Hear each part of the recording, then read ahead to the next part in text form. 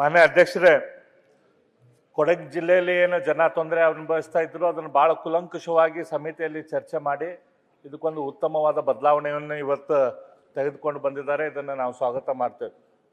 ಆದರೆ ನಮ್ಮ ಎಲ್ಲ ಆ್ಯಕ್ಟ್ಗಳು, ಕಾನೂನುಗಳು ಉದ್ದೇಶ ಒಳ್ಳೇದಿರ್ತಾವೆ ಮೆಜಾರಿಟಿಯಾಗಿ.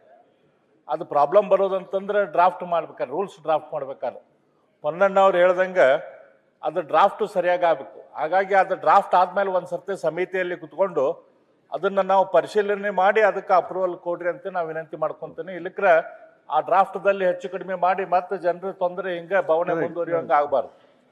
ಈಗ ವಿಧೇಯಕವನ್ನು ಖಂಡವಾಗಿ ಮತಕ್ಕೆ ಹಾಕುತ್ತೇನೆ.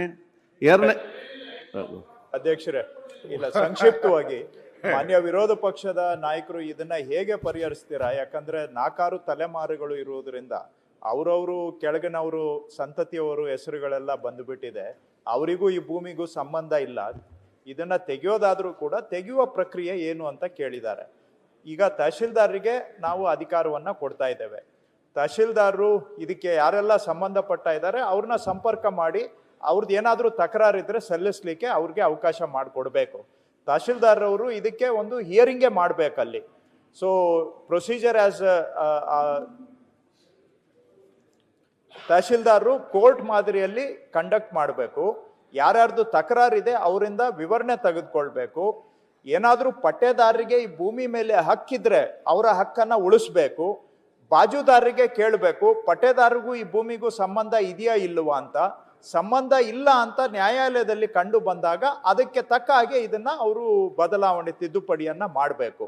ತಹಶೀಲ್ದಾರರು ಮಾಡಿದಂಥ ಆದೇಶವನ್ನ AC ಅವರ ಹತ್ರ ಪ್ರಶ್ನೆ ಮಾಡ್ಬೋದು, AC ಅವರು ಮಾಡಿದ ಆದೇಶವನ್ನ DC ಅವರ ಹತ್ರನೂ ಪ್ರಶ್ನೆ ಮಾಡ್ಬೋದು. ಸೊ ಅಷ್ಟು, ಯಾಕಂದ್ರೆ ಏನಾದ್ರೂ ಗೊತ್ತಿದ್ದೋ ಗೊತ್ತಿಲ್ಲದೆ ಅಚಾತುರ್ಯ ಆಗಿ ಭೂಮಿಯ ಹಕ್ಕು ಸಿಗೋವರಿಗೆ ವಂಚನೆ ಆಗಬಾರದು, ಸಿಗಬೇಕಾದವರಿಗೂ ಕೂಡ ತಪ್ಪಿ ಹೋಗಬಾರದು.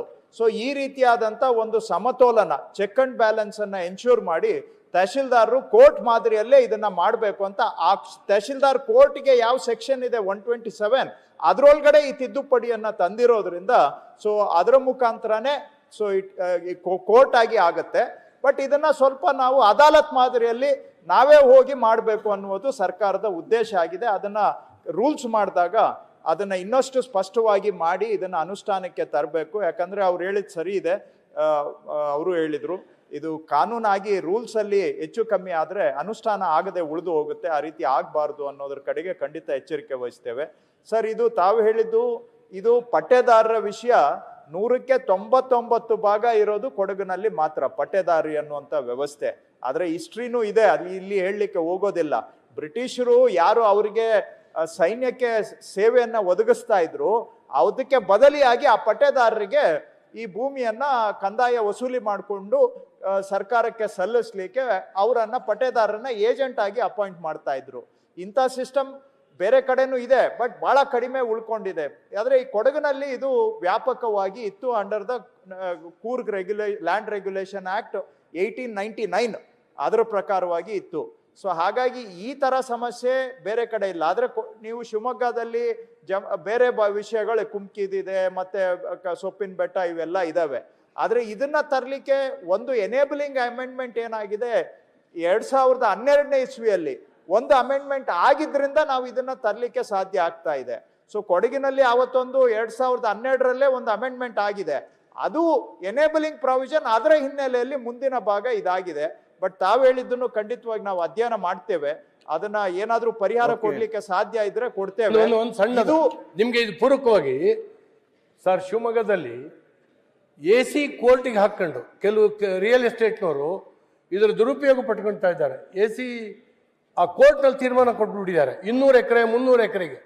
ಅಂದ್ರೆ 74ರ ಲ್ಯಾಂಡ್ ರಿಫಾರ್ಮ್ಸ್ ಆಕ್ಟ್ ಏನಾಗುತ್ತೆ ಹಂಗಂದ್ರೆ ಸೀಲಿಂಗ್ ಲಿಮಿಟ್ ಏನಿತ್ತು ಅದನ್ನ ಯಾವ್ದನ್ನು ಕೂಡ ಗಮನಿಸ್ದೇನೆ ರಿಯಲ್ ಎಸ್ಟೇಟ್ನವರು ಯಾವ್ದಾವ್ದು ಕಾಡನ್ನೆಲ್ಲ ಯಾರ್ಯಾರಿಗೆಲ್ಲ ಮಾಡ್ಕೊಡುವಂತ ಒಂದು ಪರಿಸ್ಥಿತಿ ನಿರ್ಮಾಣ ಆಗಿದೆ. ಇದನ್ನ ಕಂಟ್ರೋಲ್ ಮಾಡದೇ ಇದ್ರೆ ಬಹಳ ಕಷ್ಟ ಆಗ್ತದೆ.